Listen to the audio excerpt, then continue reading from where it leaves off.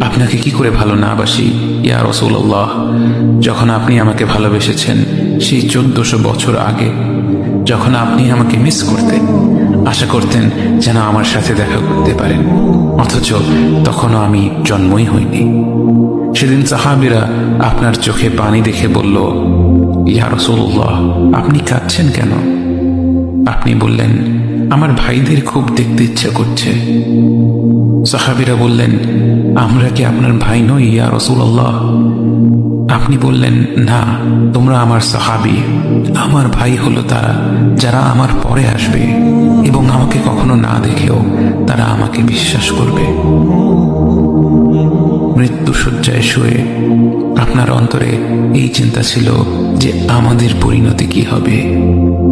উম্মতি উম্মতি বলতে বলতে আপনি আপনার রবের নিকট ফিরে গিয়েছেন।